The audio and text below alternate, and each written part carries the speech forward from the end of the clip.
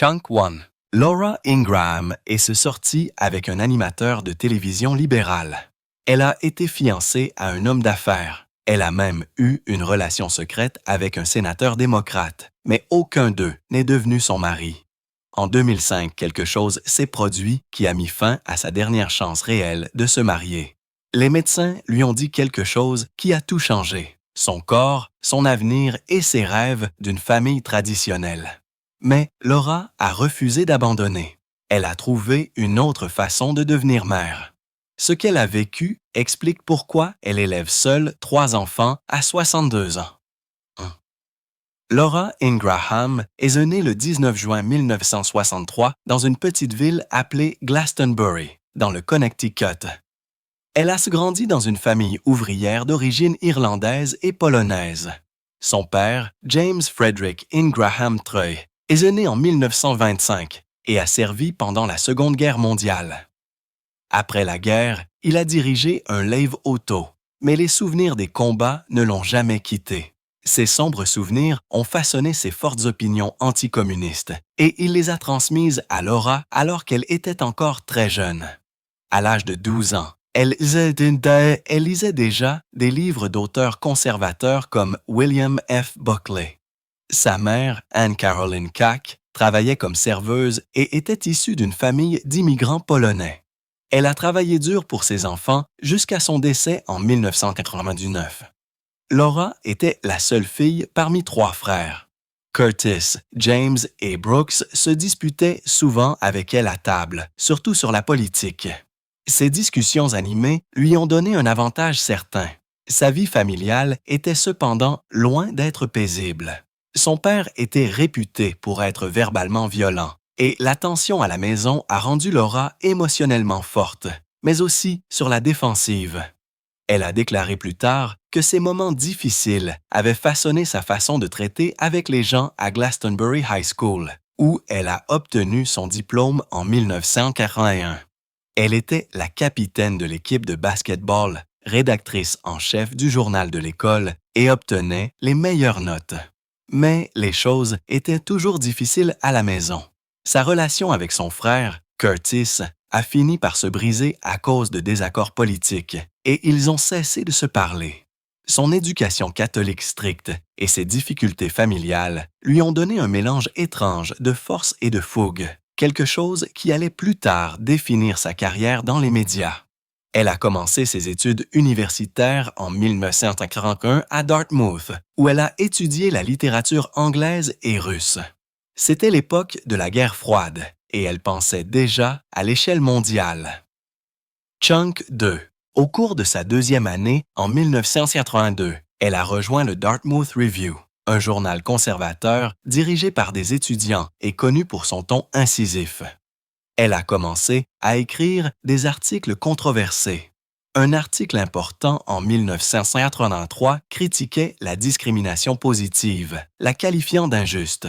Cet article a déclenché des manifestations de plus de 200 étudiants et a attiré l'attention de grands journaux comme le New York Times. Laura n'a pas reculé. Elle a même traité certains professeurs de sympathisants marxistes. Malgré le tumulte, elle est restée active dans le sport et a joué dans l'équipe de lacrosse féminine, jonglant avec l'athlétisme et les débats intenses en même temps. Puis est venu l'un des moments les plus choquants de ses années universitaires. En avril 1984, lors de sa dernière année, elle a envoyé un journaliste du Dartmouth Review enregistrer secrètement une réunion privée de la Gay Students Association. Il y avait environ 15 personnes, dont beaucoup étaient secrètes et à la recherche d'un espace sûr, mais la transcription a été publiée et elle s'est adressée à elle d'un ton moqueur. Plus de 500 étudiants ont manifesté et une enquête criminelle a été ouverte sur un possible enregistrement illégal. Pourtant, Laura l'a défendu comme étant la liberté de la presse, affirmant que le financement public le rendait légitime. Même un conseiller pédagogique a déclaré que ses actions étaient extrêmement anti-gays. Plus de 1000 personnes ont signé une pétition demandant des mesures et c'est devenu son premier grand scandale médiatique. Il était clair qu'elle n'avait pas peur de la controverse. Plus tard cette année-là, à l'automne 1984, elle est devenue la rédactrice en chef du Dartmouth Review. Elle a commencé à faire des coups d'éclat audacieux. Lors d'un événement, elle s'est déguisée en Fidel Castro avec une fausse barbe et un cigare, se moquant des communistes. Plus de 100 personnes ont manifesté et le journal a été poursuivi à plusieurs reprises. Un professeur a intenté une action en justice de 100 000 $ en 1945, affirmant que le journal l'avait faussement qualifié de partisan communiste. Dartmouth a dépensé des milliers de dollars en frais juridiques et les tribunaux ont ordonné au journal de cesser de publier certaines histoires. Mais alors que d'autres y voyaient le chaos, Laura y voyait une croissance.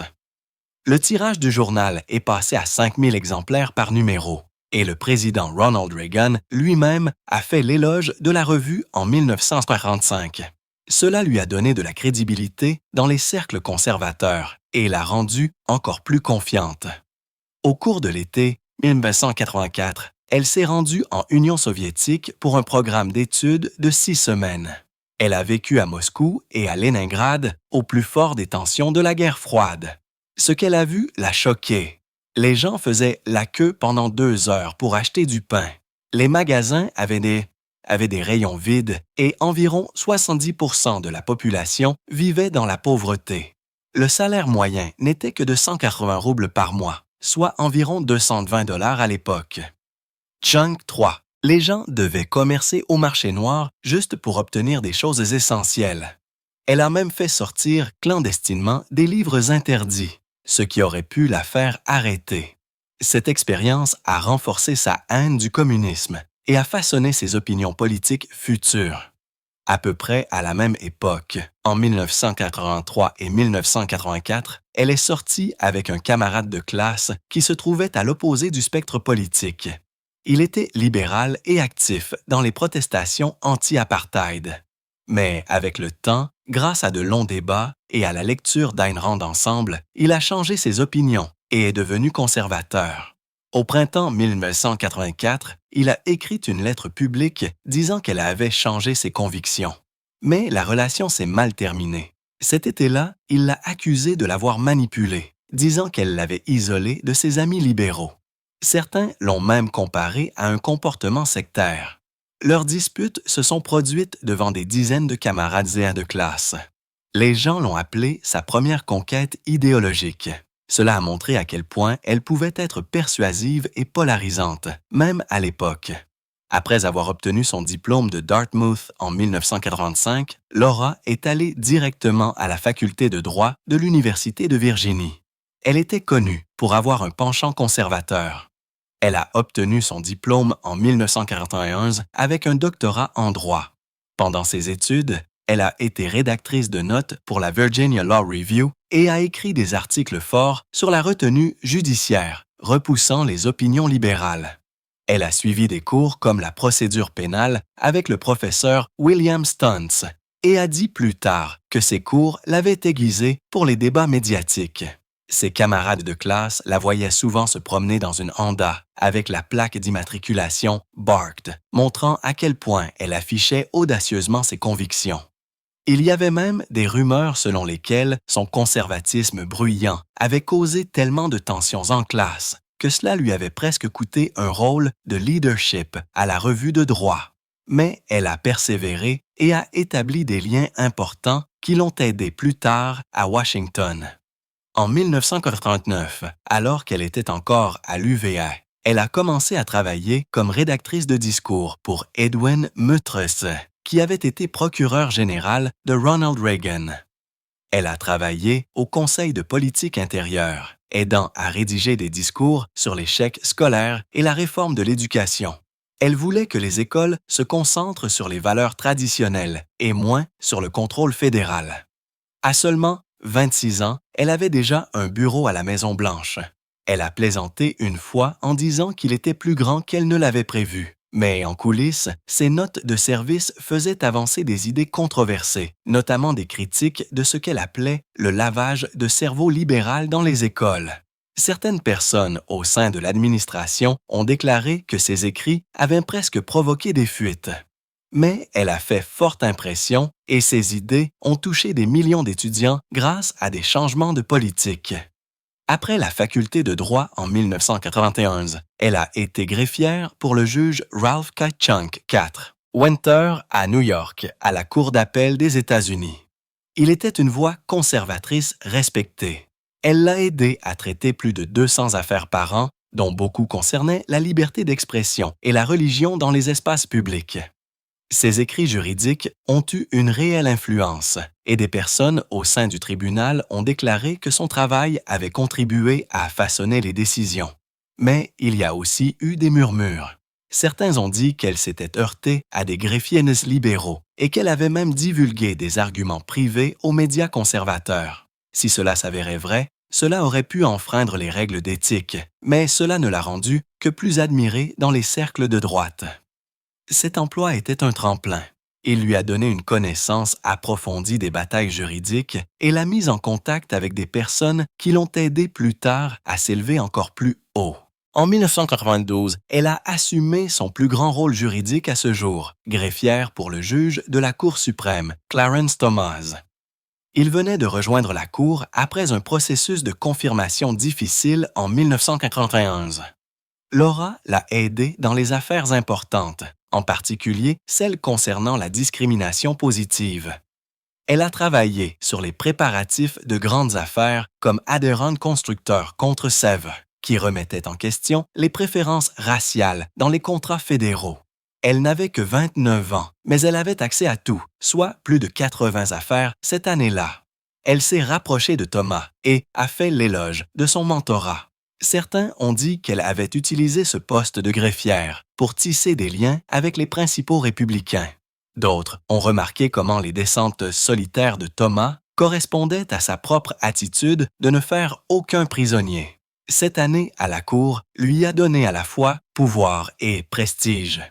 Et quand elle s'est terminée en 1993, elle est repartie avec plus de relations que jamais auparavant. Mais il y avait encore un secret. Pendant son séjour auprès du juge Thomas de 1992 à 1993, certaines personnes ont affirmé qu'elle avait divulgué des détails sensibles de la Cour à des organes de droite. Ces fuites auraient inclus des projets d'avis sur des questions brûlantes, comme la discrimination positive. Si cela avait été révélé officiellement, elle aurait pu être radiée du barreau, mais aucune accusation n'a jamais été portée. Au lieu de cela, la fuite a fait d'elle une star dans les cercles médiatiques conservateurs. En 1995, Laura Ingraham a fait quelque chose qui a choqué les deux côtés du monde politique. Après avoir travaillé comme clerc juridique, elle a rejoint le New York Times en tant que rédactrice contributrice. Elle n'était pas comme les autres là-bas. Ses opinions étaient tranchantes, conservatrices et audacieuses. Elle a même coécrit un article critiquant le général Colin Powell, le qualifiant de problème pour le Parti républicain. Mais après seulement 6 mois, elle a démissionné. Chunk 5. Elle a dit plus tard que l'endroit était hostile aux gens comme elle. La même année, le magazine The Times l'a mise en couverture avec 4 autres jeunes conservateurs, dont David Brock et le producteur de Rush Limbaugh, James Golden. L'article a essayé de la montrer comme une nouvelle voix, mais les critiques se sont davantage concentrées sur son apparence que sur ses opinions. Pourtant, en ces 6 mois, elle a écrit une douzaine de tribunes percutantes, chacune suscitant un débat. Elle a gagné 15 000 $ grâce à ce court travail, mais a qualifié plus tard l'expérience d'erreur. Et pourtant, cette brève période a augmenté sa notoriété de 40% auprès des initiés politiques. En 1996, elle est devenue rédactrice en chef de The Prospect, un magazine conservateur qui ne mâchait pas ses mots. Elle s'en est prise durement aux Clinton, notamment à propos de Whitewater. Elle a affirmé qu'ils étaient liés à 1,8 à 8 millions de dollars de prêts louches. Elle a également enquêté sur Travelgate, accusant les Clinton d'avoir renvoyé des employés de la Maison-Blanche juste pour faire de la place à des amis. À la fin de l'année, le nombre d'abonnés au magazine a augmenté de 25%, atteignant 50 000. Ses éditoriaux étaient longs, pointus et ont fait des vagues. Un article a même attiré l'attention du FBI. Mais les choses se sont gâtées lorsqu'un article contenait de fausses citations de sources anonymes. Une petite rétractation a suivi dans le numéro 4. Malgré la controverse, elle a été invitée à 15 événements du GOP et a été payée 60 000 $. Elle s'est entretenue personnellement avec 20 dénonciateurs et a découvert un don caché de 47 000 $ qui a conduit à une véritable enquête du Congrès en 1997. Toujours en 1996, elle a fait ses débuts à la télévision dans l'émission Watch It de MSNBC le 15 août. Elle est arrivée en force. Son premier épisode était axé sur la réforme de l'aide sociale. Et elle a qualifié le plan de Clinton de désastre qui coûterait 54 milliards de dollars. Sa réplique audacieuse « Ce n'est pas une réforme, c'est l'aide sociale aux stéroïdes » a fait les gros titres. Cet épisode a attiré 1,2 million de téléspectateurs, soit un bond de 40 %.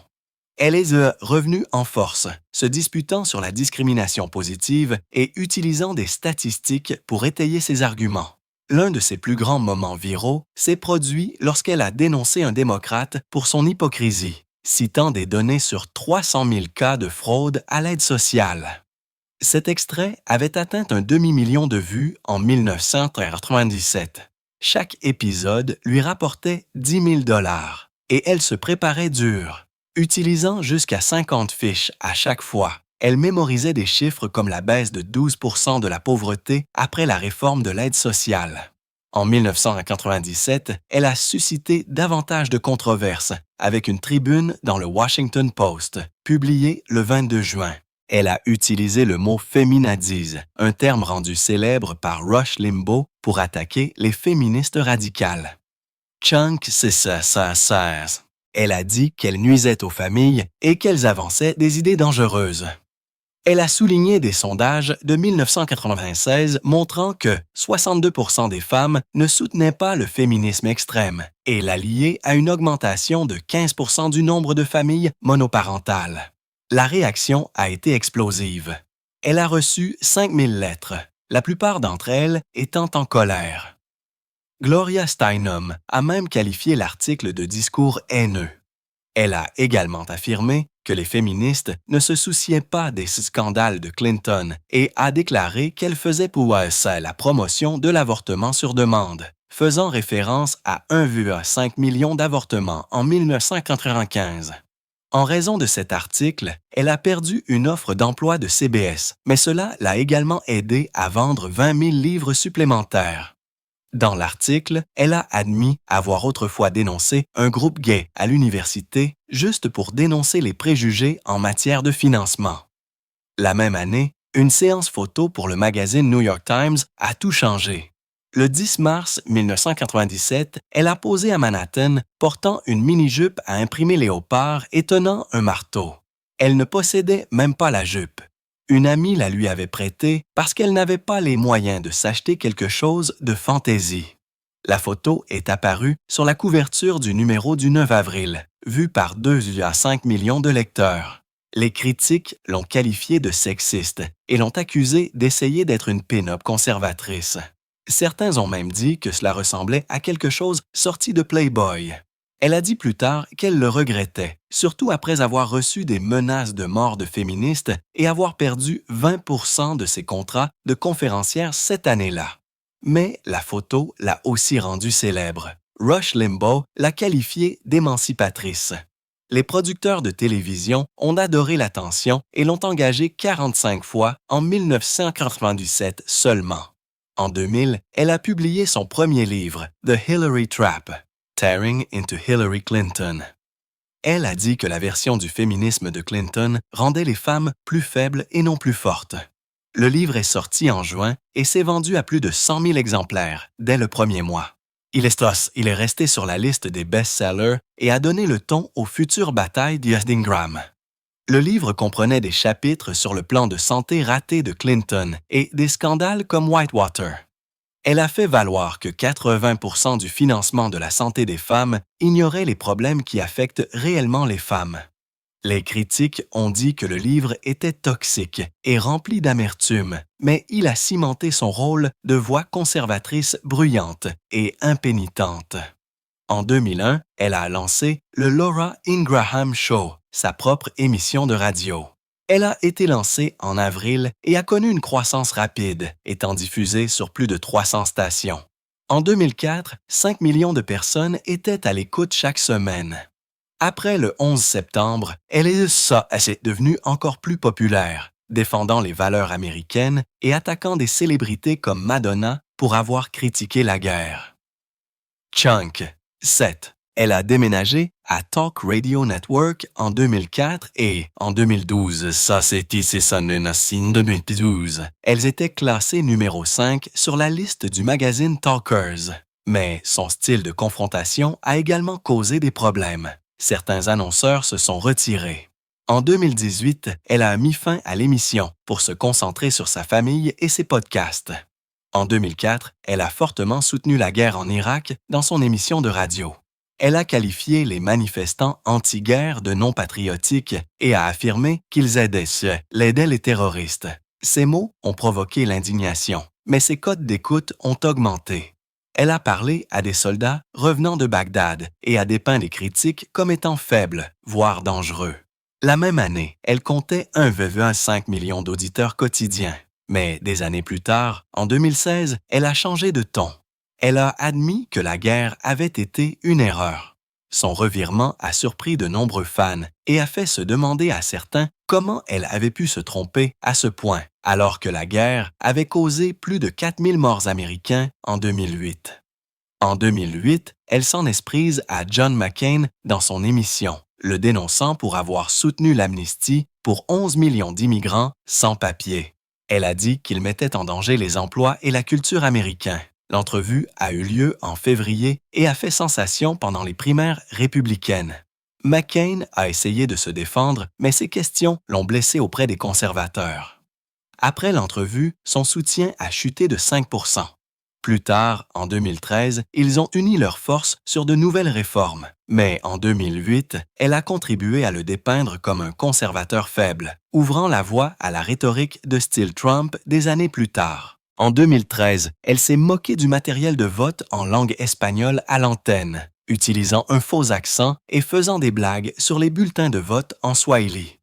Cela ne s'est pas bien passé. Plus de 10 grands annonceurs l'ont abandonnée et son émission a perdu environ 500 000 $ de revenus. Elle a dû présenter des excuses publiques, ce qu'elle ne faisait presque jamais. La controverse a déclenché des combats et des protestations en ligne. Cela a rappelé aux gens la proposition 187 et a révélé à quel point ses opinions sur l'immigration étaient allées loin. La réaction a été si mauvaise qu'elle a éloigné les électeurs latino-américains à un moment où le GOP était déjà en difficulté. En 2012, 71% des électeurs hispaniques étaient allés aux démocrates et ses commentaires n'ont fait qu'aggraver la situation. En 2018, elle a été impliquée dans l'une des plus grandes controverses de sa carrière. Après la fusillade à l'école de Parkland, elle s'est moquée de l'étudiant David Hogg pour s'être plaint des rejets universitaires, même s'il avait une moyenne pondérée de 4,1. Ce tweet a touché un point sensible. Chunk 8. Hogg s'est défendu et a appelé à un boycott. Plus de 20 grandes entreprises ont retiré leur publicité de son émission. Le choc financier a été énorme. Fox a perdu des millions et Ingraham a dû prendre une pause de l'antenne. Elle s'est excusée, mais Hogg a dit que ce n'était pas sincère. Ce moment a montré à quel point elle pouvait être agressive et beaucoup de gens y ont vu du cyber-intimidation. Des bots russes ont même diffusé leur soutien en ligne. C'est devenu une véritable tempête politique et sa réputation en a pris un sérieux coup. Sa carrière à la télévision a décollé en 2007 lorsqu'elle a commencé à apparaître dans le O'Reilly Factor. Ses prises de position sur l'immigration pendant la récession ont obtenu d'énormes cotes d'écoute, dépassant parfois les 5 millions de téléspectateurs. Mais des groupes de défense des droits l'ont accusée de répandre la haine, surtout après que les crimes haineux ont augmenté cette année-là. Pourtant, sa popularité a grimpé en flèche. En 2012, elle a animé Justin sur Fox, mais ce fut un échec. Les faibles cotes d'écoute, le chaos en coulisses et les plaintes à la FCC ont entraîné l'annulation de l'émission en seulement 8 mois. Mais cet échec lui a appris de précieuses leçons sur le fonctionnement réel de la télévision.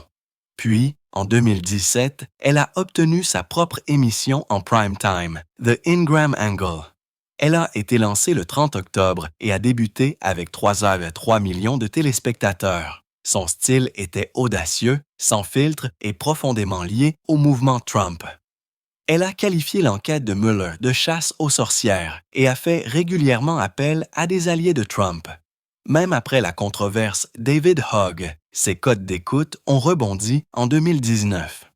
Elle a utilisé des statistiques biaisées sur l'immigration pour semer la peur et les critiques ont dit qu'elle propageait de la désinformation, mais son influence n'a fait que croître. Pendant la pandémie de 2020, elle a diffusé des émissions spéciales attaquant les confinements. Elle y a qualifié de dépassement de pouvoir du gouvernement et a affirmé que les responsables mentaient sur le nombre de décès. Des millions de personnes ont regardé, surtout en mai lorsqu'un épisode a atteint 4,8 millions de téléspectateurs, mais ces émissions ont suscité 200 plaintes à la FCC. Et certains téléspectateurs ont même poursuivi après avoir suivi des conseils médicaux qu'ils avaient vus dans son émission. En avril 2020, des manifestations ont éclaté dans des endroits comme le Michigan, et les manifestants ont fait écho à des phrases qu'elle avait utilisées. Fox lui a quand même offert un contrat de 15 millions de dollars. Son pouvoir était plus fort que jamais, même si les critiques mettaient en garde contre les dangers de la désinformation. En 2021, elle est allée encore plus loin. En septembre, elle a suggéré que l'ivermectine pourrait guérir la COVID-19. Des invités à son émission ont affirmé que cela fonctionnait mieux que les vaccins. Les gens ont pris ses conseils au sérieux. Chunk 9. Les centres antipoison ont signalé une augmentation de 24 fois du nombre d'appels.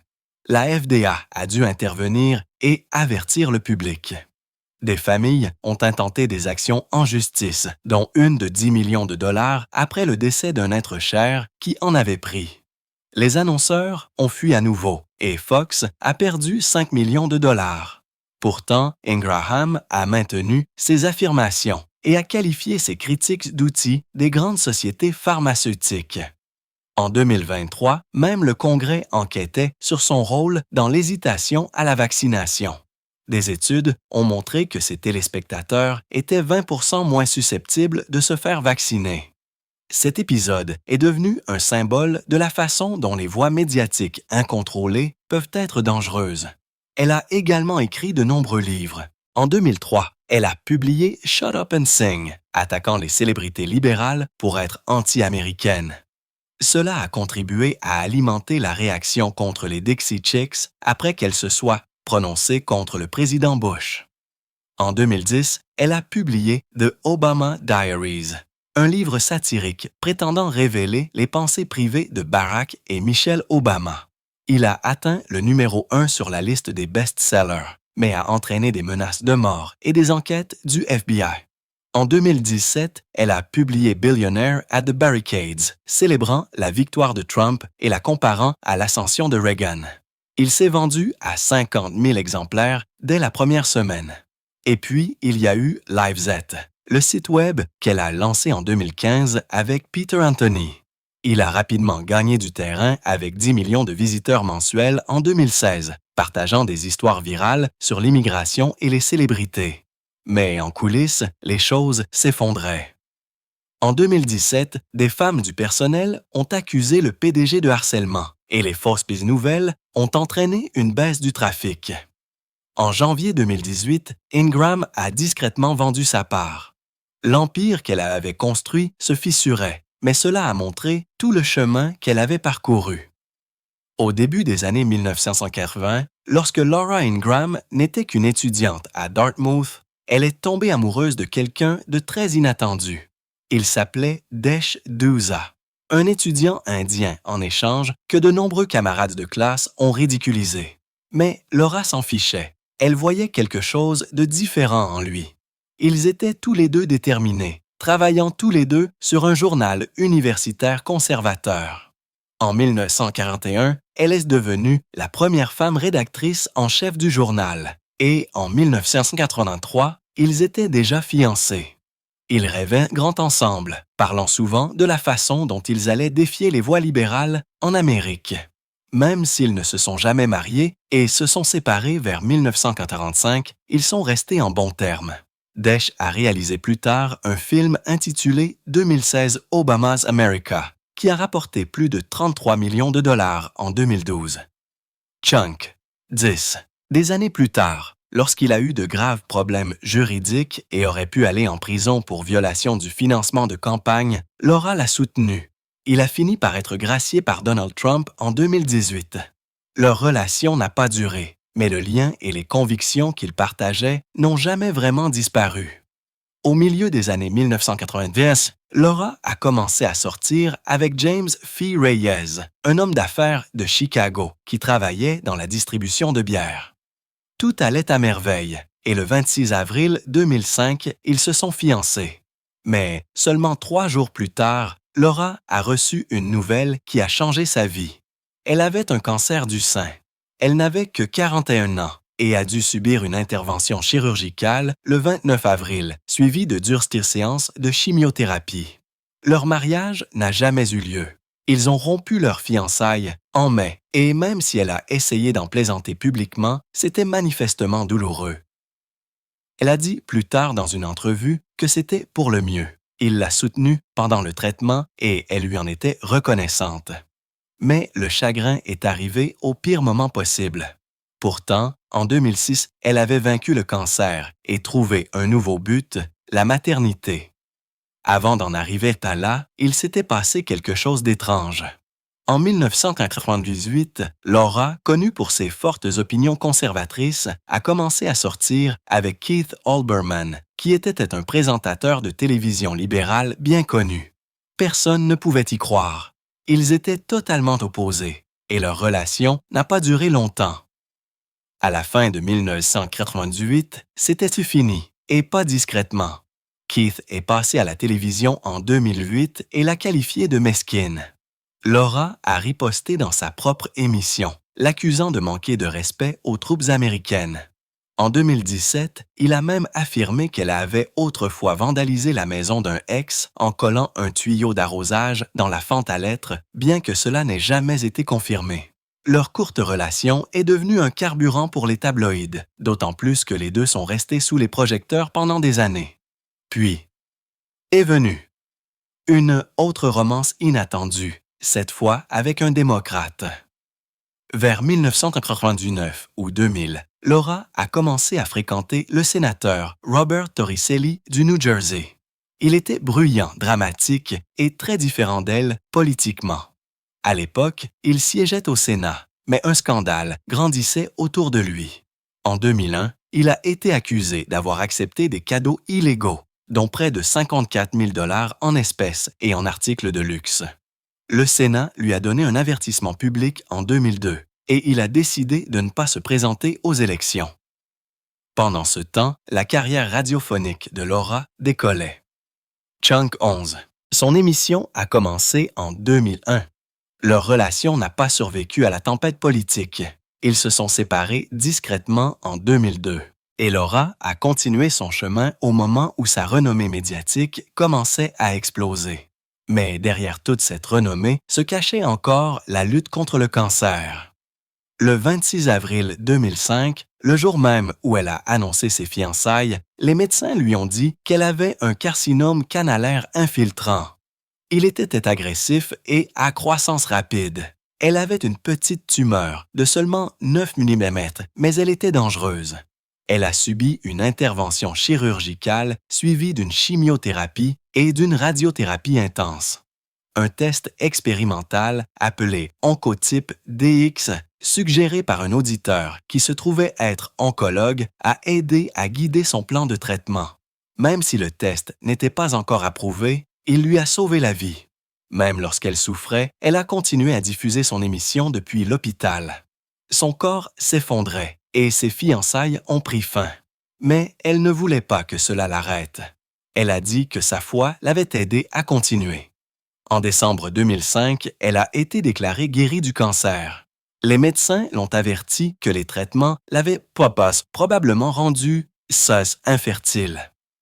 Pourtant, Laura n'a pas abandonné. En 2006, elle a décidé d'adopter. Son premier enfant, Maria Caroline, venait du Guatemala. Ce n'était pas la facile. Le pays était sous le feu des critiques pour fraude à l'adoption et plus de 3000 cas étaient bloqués dans les limbes. Mais Laura s'y est rendue en personne en mai 2008 et a ramené Maria à la maison. Elle avait 3 ans et Laura a dit que ce moment lui avait donné l'impression d'être guidée par quelque chose de plus grand qu'elle-même. Même si elle était une mère célibataire et qu'elle était jugée, elle s'en fichait. Après tout ce qu'elle avait traversé, elle voulait juste donner un foyer à un enfant. 1 an plus tard, en juin 2009, elle a adopté à nouveau. Cette fois, c'était un garçon de Russie nommé Michael Dimitri. Il n'avait que 13 mois. Le processus a coûté des dizaines de milliers de dollars et a été retardé par les tensions croissantes entre les États-Unis et la Russie. Après la loi Magnitsky, la Russie a commencé à sévir contre les adoptions américaines et, en 2012, elle les a complètement interdites. Chunk, 12. Laura est arrivée juste à temps. Michael avait vécu dans un orphelinat et elle savait à quel point les enfants avaient besoin d'amour. Elle a utilisé sa plateforme pour lancer une campagne appelée Adopt a New Attitude Project, essayant d'aider davantage d'enfants à trouver des familles.